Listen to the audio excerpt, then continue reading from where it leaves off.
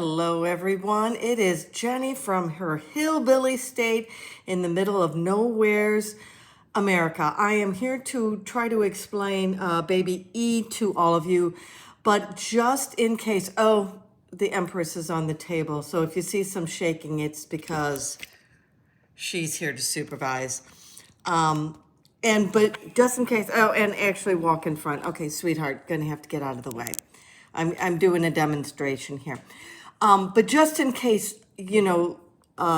Detective Paul Hughes is watching, I'm going to have to dumb this down. But don't worry, the first part I don't think he would understand, no matter how hard I tried to explain it to him. So I'm going to explain it to you all. Basically, babies E and its twin F were identical twins, and they suffered from something called twin-to-twin transfusion, and I'll explain that to you. This is baby E and this is baby F. And obviously you can see the size difference is huge, plus the coloring too. Look at the coloring on them. And basically what it is that they share one placenta here, and all their blood vessels are entangled. So again, this is an illustrated. This would be baby E. Oh, the Empress wants to help. And this would be baby F. And basically what baby E is transfusing its blood to baby F. Okay, Empress, I know might have to put you away. So what happens is, she wants my stylus here. So as you can tell, the baby's going to be too small. It's going to be severely anemic. It's going to go into it's just not going to grow. Its organs, that's the most important concept we'll have to remember, is that its organs is not getting well perfused. So they're going to be even more delicate and fragile than they normally would be. Another issue that's going on with this baby is it has a type of blood flow to it that it's strange. Basically, the blood flow in a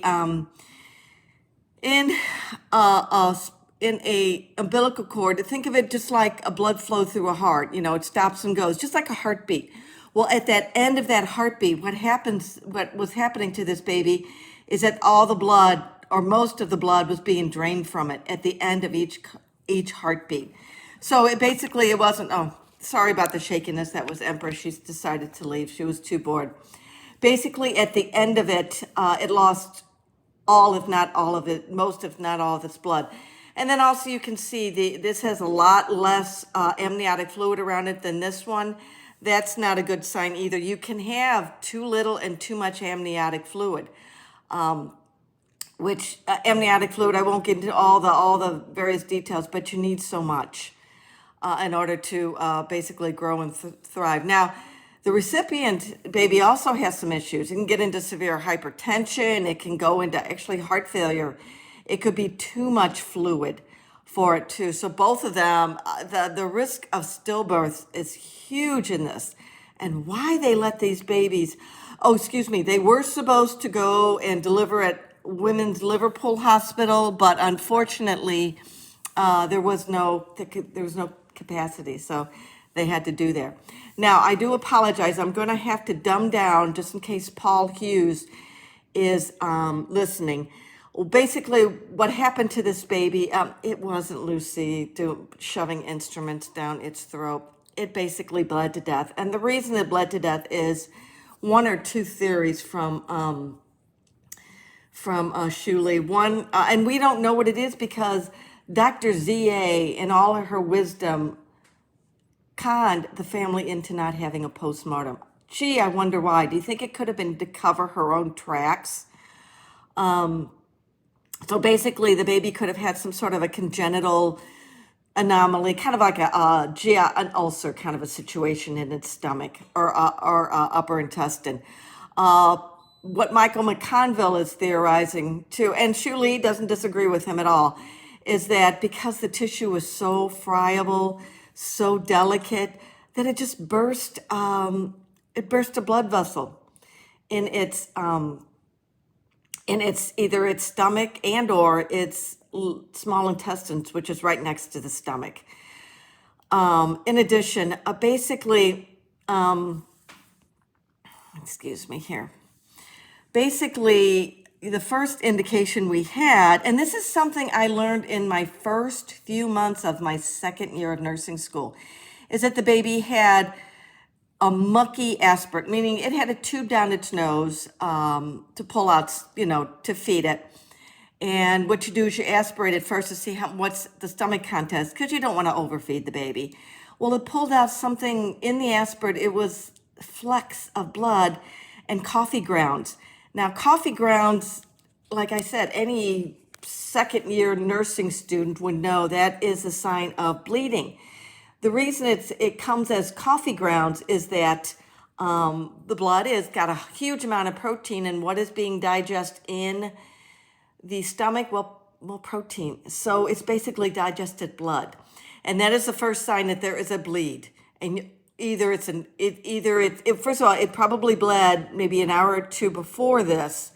But like any second year nursing student knows, GI bleeds are not like scabs on your arms.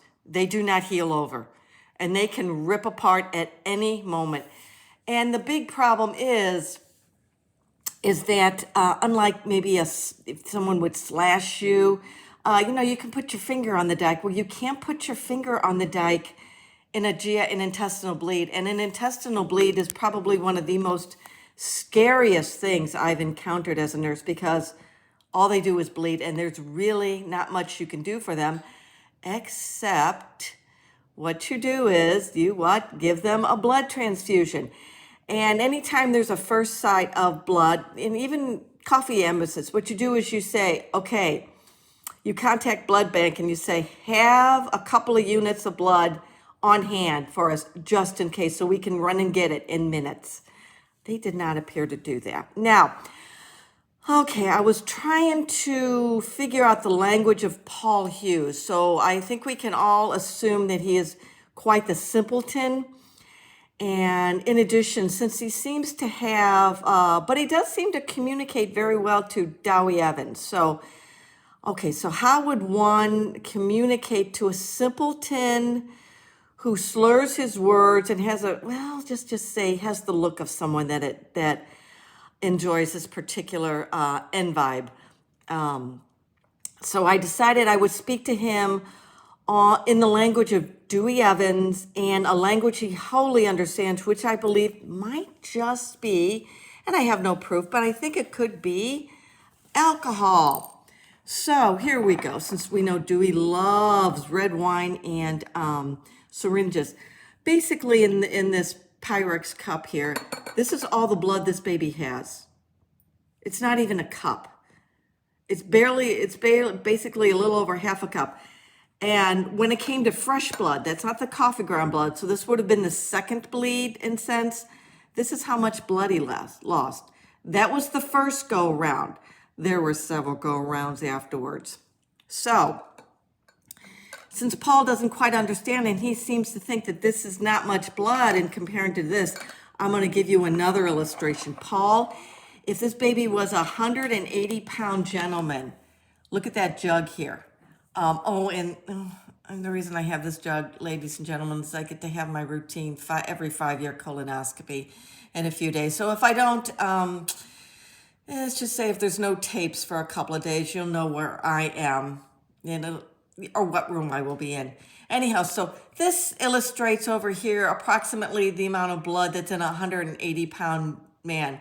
And this whole big 2-cup thing there, that would be the first bleed. That would be equal to Dewey's syringe. So I think even simpleton Paul Hughes would be able to recognize that on the first go round of the fresh blood, if you lose that amount of blood, you would actually want to start a blood transfusion. Now, blimey, lo and behold, I'm just a nurse, and Dr. Hawkness and Dr. ZA didn't seem to think that was enough to warrant a blood transfusion. And mind you, this baby went through several wine syringefuls.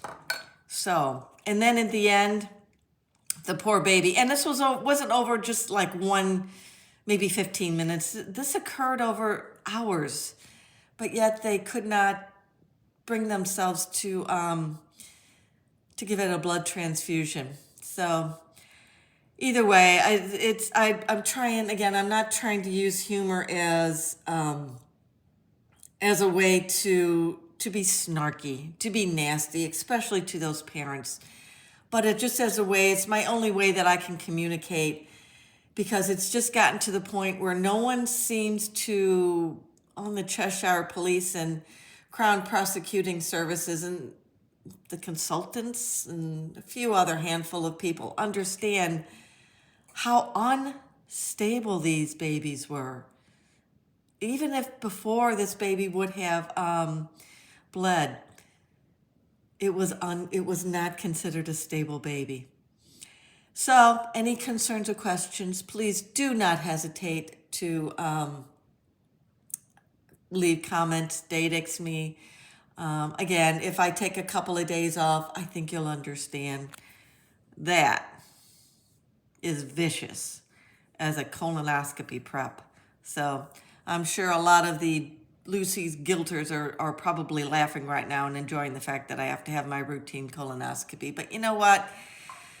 I take joy in it because I know that consultant that'll be that colonoscopy has no association with the Countess of Chester or Dowie Evans. Bye-bye.